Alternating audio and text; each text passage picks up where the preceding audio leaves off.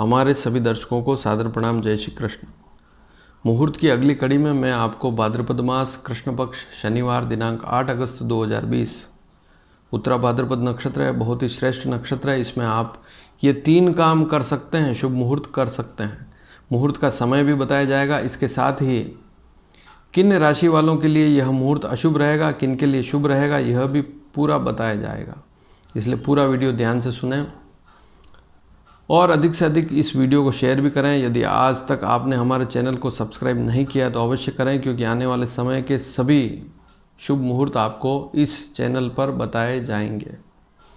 सबसे पहले भूमि पूजन की बात करें, या नींव पूजन भी इसी को कहते हैं। गृह आरंभ भी इसे ही कहते हैं।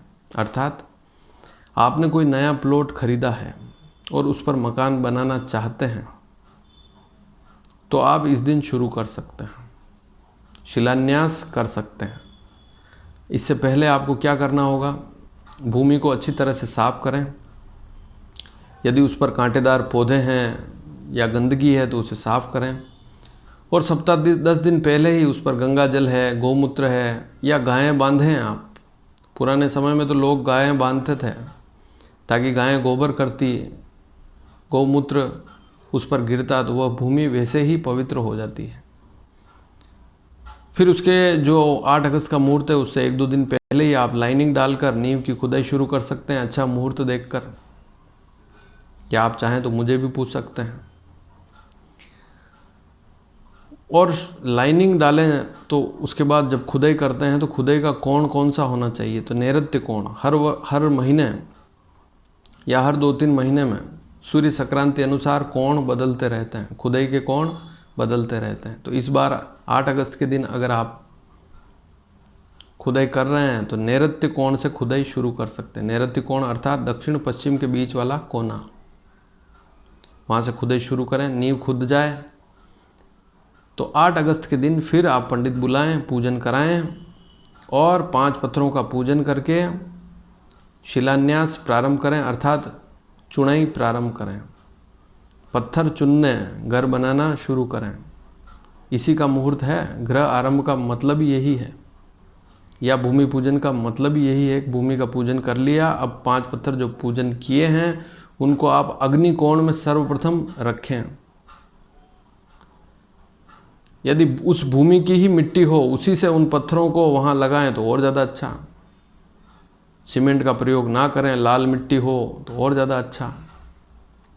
तो प्राचीन समय में तो जो चुनाई होती थी मिट्टी से ही होती थी, तो 5 पत्थर तो कम से कम आप मिट्टी से ही रख सकते हैं। उसके बाद तो आप सीमेंट लगाएं।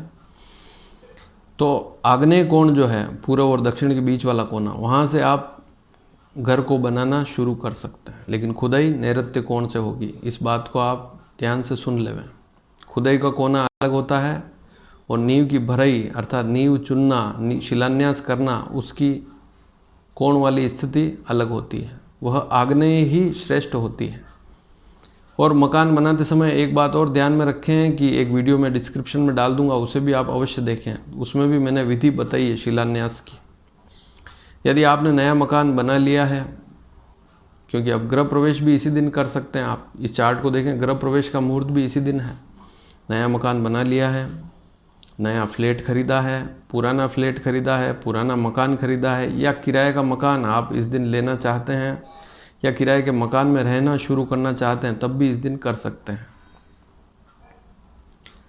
गृह प्रवेश में यदि बड़ी प्रक्रिया देखें, नया मकान है तो एक दिन पहले ही वहाँ पर रात्रि को जागरण करें, दूसरे दिन सुबह जल्दी हवन करें, क्योंकि इस दिन अभिजीत मुहूर्त है।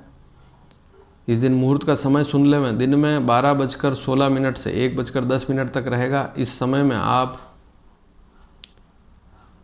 सबसे पहले पति पत्नी स्नान करके, हवन तो हो जाएगा सुबह जल्दी 11 साढ़े 11 बजे तक हवन कंप्लीट होने के बाद जैसे ही 12:15 का मुहूर्त हो, उस समय पति पत्नी घर के बाहर कहीं कुआं हो, बावड़ी हो, वहाँ पर पूजन करके, या घर में ही ट्यूबवेल यदि आपके हो तो उसका पूजन करके, जल का घर के मुख्य द्वार का पूजन करते हैं, घर में प्रवेश करते हैं और फिर किचन में उस कलश को भरकर रखते हैं। भरा हुआ जो कलश है उसे किचन में रखते हैं और रसोई में भोजन पकाना फिर उस समय में शुरू कर देते हैं। तो यही गृह प्रवेश कहलाता है। पूरी विधि जानने के लिए आप किसी विद्वान पंडित से मिले नज़दीकी, ताकि आप डिटेल में जानकारी ले सकें। बहुत लंबी प्रक्रिया है, इसमें हवन होता है और इस दिन व्यापार का भी मुहूर्त है। तो दिन में 12:16 से 1:10 के बीच में यदि आपने कोई दुकान किराए की ली है, खरीद ली है, उसमें कोई धंधा व्यापार शुरू करना चाहते हैं, तब भी इस समय में आप बिक्री शुरू कर सकते हैं। उससे पहले आप पूजन करें और इस समय में शुभारंभ करें। तो ये 3 मुहूर्त आप भाद्रपद मास कृष्ण पक्ष शनिवार दिनांक 8 अगस्त 2020 उत्तरा भाद्रपद नक्षत्र में कर सकते हैं। लेकिन किन राशि वालों के लिए मुहूर्त अशुभ रहेगा, इसे भी सुन लें। उत्तरा भाद्रपद नक्षत्र है, मीन का चंद्रमा है, इसलिए इस दिन मेष सिंह धनु राशि वालों के लिए दिन खराब रहेगा। वे इस दिन शुभ कार्य नहीं कर सकते। इसके साथ ही शुभ किन के लिए रहेगा, जिनकी वृषभ राशि है, मिथुन है, कर्क है, कन्या, तुला, वृश्चिक है, मकर, कुंभ, मीन राशि है, ये 9 राशि वाले तो इस दिन शुभ कार्य कर ही सकते हैं। लेकिन जैसे गृह प्रवेश है, भूमि पूजन है, व्यापार आरंभ में यदि पत्नी की राशि अलग है, मान लीजिए पति की राशि मेष सिंह धनु है लेकिन पत्नी की राशि अलग है, तब भी कर सकते हैं। तो दोनों में से पति पत्नी में से एक की भी राशि भिन्न है, मेष सिंह धनु से अलग है, तो कर सकते हैं, कोई समस्या वाली बात नहीं। अब एक प्रमुख बात सुन लें इस वीडियो की, सबसे ज़रूरी बात।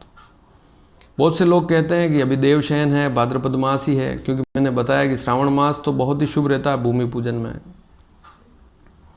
लेकिन यदि आप नहीं करना चाहते हैं तो आप 25 नवंबर बाद भी मैं मुहूर्त बताऊंगा, 25 नवंबर बाद के उनमें कर सकते हैं।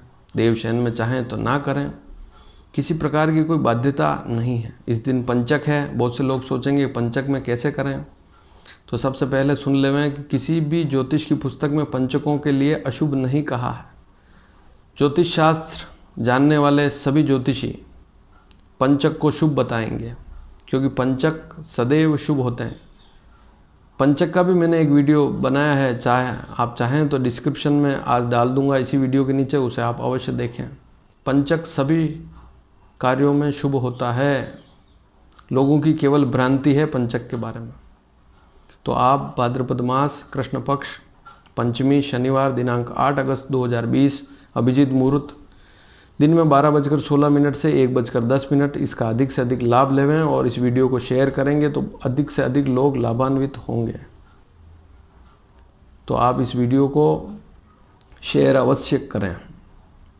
और यदि आपने आज तक भी हमारे चैनल को सब्सक्राइब नहीं किया है तो अवश्य करें, क्योंकि आने वाले समय में मैं आपको और भी महत्वपूर्ण जानकारियाँ दूंगा और वे वीडियो आप तक समय पर पहुंच पाएंगे यदि आप हमारे चैनल को सब्सक्राइब करेंगे। और भी कोई जानकारी चाहते हैं तो प्रश्न करेंगे, तो संभव हुआ तो अवश्य बताऊंगा। धन्यवाद। जय श्री कृष्ण।